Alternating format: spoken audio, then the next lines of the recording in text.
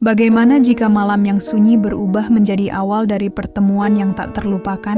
Malam itu, Saridin duduk termenung di atas motornya, ditemani udara dingin dan kegelapan yang mencekam. Assalamualaikum warahmatullahi wabarakatuh. Selamat datang di channel Cerita Tanpa Batas. Kisah ini terinspirasi dari kisah nyata dan dibuat untuk tujuan pembelajaran. Nama dan karakter dari cerita ini telah diubah demi privasi semua pihak. Segala kesamaan atau kejadian hanya kebetulan semata. Namun sebelum lanjut, kami mohon keridoannya untuk tekan tombol subscribe, like, dan share. Tonton video ini sampai selesai, karena sangat menggugah hati, kesadaran, dan inspirasi. Siapkan tisu, karena cerita ini begitu dalam dan membawa perasaanmu berpetualang. Baiklah, kita lanjut di cerita legendaris yang sangat mengandung emosi dan menguras energi. Malam itu, Saridin duduk termenung di atas motornya, ditemani udara dingin dan kegelapan yang mencekam. Di kejauhan, suara aneh seperti bisikan bercampur dengan gonggongan anjing liar, membuatnya bertanya-tanya apakah malam itu akan membawa kejadian yang tak biasa. Angin malam terasa dingin menusuk kulit, dan hanya ada suara jangkrik, serta sesekali gonggongan anjing yang memecah kesunyian. Pekerjaan sebagai tukang ojek memang tidak selalu ramai, terutama di waktu-waktu seperti ini. Namun, ia tetap bersiaga, berharap ada rezeki yang datang. Tiba-tiba, seorang wanita muncul dari kegelapan, langkahnya pelan seperti melayang, dengan mata yang memancarkan kilau aneh di bawah sinar bulan. Gaunnya berkibar tertiup angin, membuatnya tampak seperti sosok yang muncul dari dunia lain. Wajahnya cantik, dengan kulit seputih pualam dan rambut panjang yang tergerai. Wanita itu mengenakan gaun sederhana, tetapi auranya begitu memikat. "Mas, bisa antar saya ke desa Sumber Alam?" tanyanya lembut. Saridin, yang terpesona oleh kecantikannya, langsung mengiyakan tanpa berpikir panjang. Sepanjang perjalanan, Saridin merasa ada yang aneh. Jalan menuju desa itu sangat gelap, tanpa lampu jalan, dan suasananya begitu sepi. Ia beberapa kali melirik ke spion, tetapi wanita itu hanya diam, memandang lurus ke depan. "Mbak, kok malam-malam begini ke sana? Ada acara apa?" Saridin mencoba mencairkan suasana. Wanita itu hanya tersenyum samar dan berkata, "Saya harus pulang. Keluarga saya menunggu." Setelah beberapa kilometer, Saridin mulai merasa merinding. Udara tiba-tiba menjadi sangat dingin, meskipun ia mengenakan jaket tebal. Ia juga merasa motornya lebih berat dari biasanya, seolah ada beban tambahan. Namun, ia berusaha mengabaikan perasaan itu. Ketika mereka tiba di desa Sumber Alam, suasananya terasa semakin aneh. Desa itu gelap gulita, tidak ada satupun rumah yang tampak menyala. Dari kejauhan terdengar suara gemerisik dedaunan seperti langkah-langkah kecil, diselingi bayangan samar yang bergerak cepat di antara pepohonan, membuat Saridin semakin waspada. "Mbak, ini benar desa Sumber Alam?"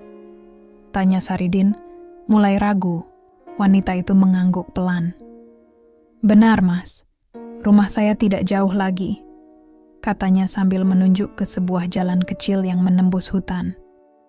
Dengan sedikit keraguan, Saridin mengikuti arah yang ditunjukkan wanita itu. Mereka melewati jalan setapak yang sempit dan berliku. Tiba-tiba, wanita itu meminta Saridin berhenti.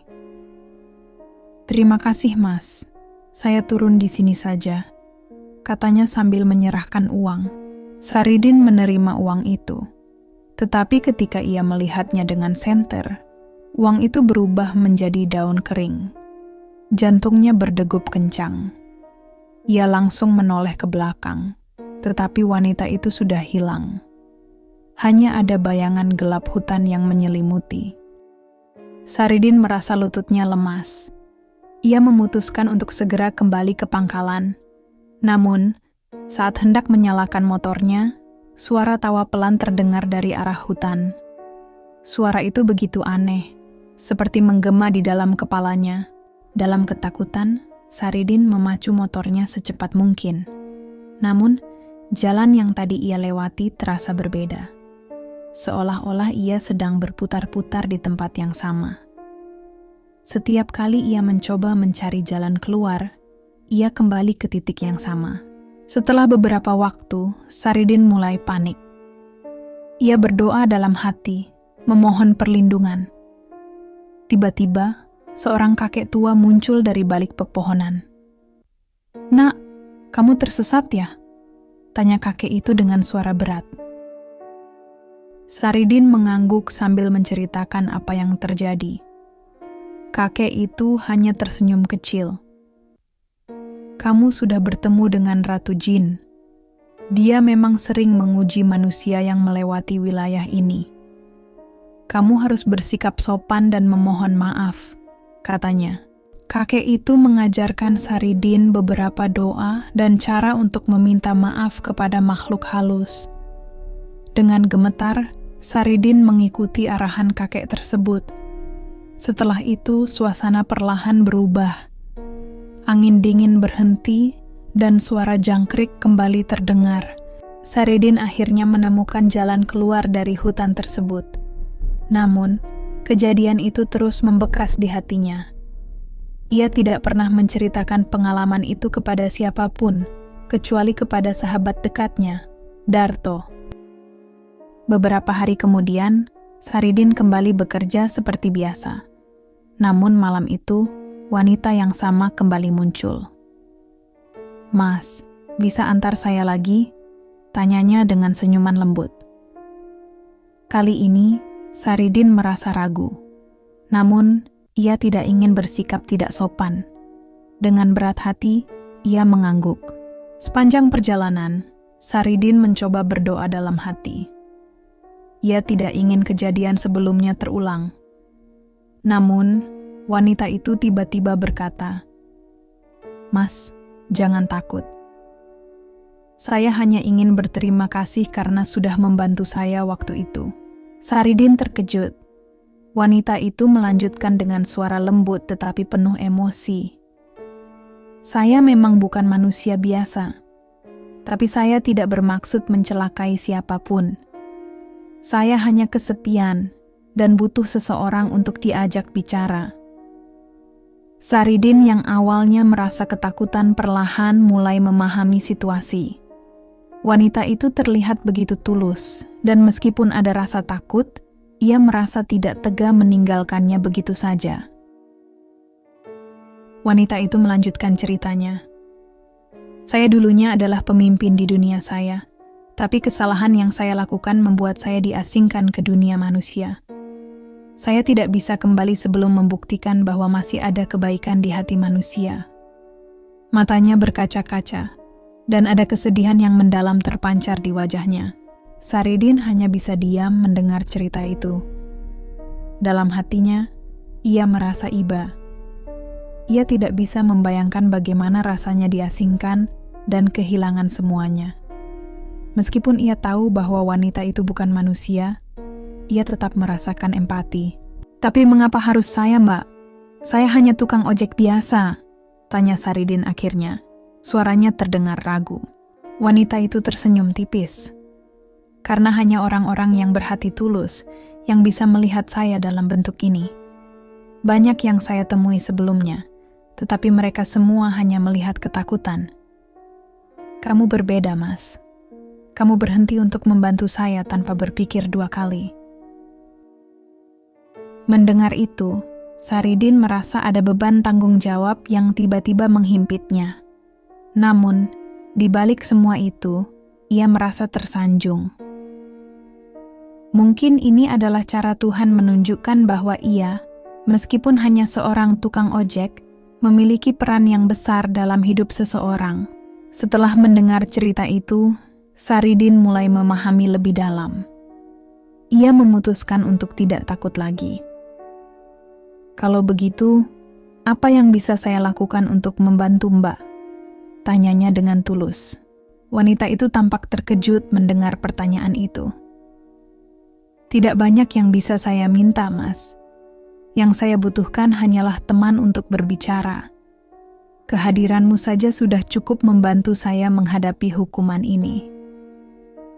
Air mata mengalir di pipinya, tetapi ia tersenyum dengan penuh rasa syukur. "Terima kasih, Mas. Kamu manusia pertama yang tidak langsung menghakimi saya," katanya pelan. Malam itu, mereka berbicara panjang lebar. Wanita itu menceritakan banyak hal tentang dunianya, tentang aturan-aturan yang harus dipatuhi, dan tentang bagaimana ia melanggar aturan tersebut karena ingin menolong manusia yang ia cintai. Saridin mendengarkan dengan seksama, merasa bahwa ada begitu banyak hal di dunia ini yang tidak ia ketahui. Sejak malam itu, hubungan Saridin dan wanita tersebut menjadi lebih akrab. Wanita itu sering memesan ojek darinya, tetapi mereka tidak pernah pergi ke tempat-tempat aneh lagi. Setiap perjalanan, mereka hanya berbicara, saling bertukar cerita. Wanita itu sering memberi Saridin nasihat tentang kehidupan, sementara Saridin berbagi cerita tentang kesehariannya sebagai tukang ojek. Namun hubungan mereka tidak selalu mulus. Beberapa kali Saridin mendapat peringatan dari orang-orang di desanya. Mereka mulai memperhatikan bahwa Saridin sering berbicara sendiri ketika tidak ada siapa-siapa di belakang motornya. "Kamu harus hati-hati, Din," kata seorang tetua desa. "Bergaul dengan makhluk halus itu tidak pernah membawa kebaikan." Saridin mulai bimbang. Di satu sisi, ia merasa sudah menjadi teman bagi wanita itu. Ia tahu bahwa wanita itu bukanlah sosok yang jahat. Tetapi di sisi lain, ia tidak bisa mengabaikan peringatan dari orang-orang di sekitarnya. Ia mencoba meminta petunjuk dengan berdoa, berharap mendapatkan jawaban yang jelas. Pada akhirnya, Saridin memutuskan untuk berbicara jujur dengan wanita itu. "Mbak, saya tidak ingin menyakiti perasaanmu, tapi saya harus tahu, apakah hubungan kita ini akan membawa masalah bagi saya?" tanyanya suatu malam. Wanita itu terdiam sejenak sebelum menjawab. "Mas, saya tidak pernah ingin membahayakanmu. Jika keberadaan saya mulai menyulitkanmu, saya akan pergi. Tapi tolong, izinkan saya tinggal sedikit lebih lama. Saya hanya butuh waktu untuk mengumpulkan keberanian sebelum menghadapi dunia saya lagi." Sebelum pergi, wanita itu memberikan sesuatu kepada Saridin. "Ini adalah tanda terima kasih saya. Gunakan ini dengan bijak," katanya sambil menyerahkan sebuah cincin emas yang berkilauan.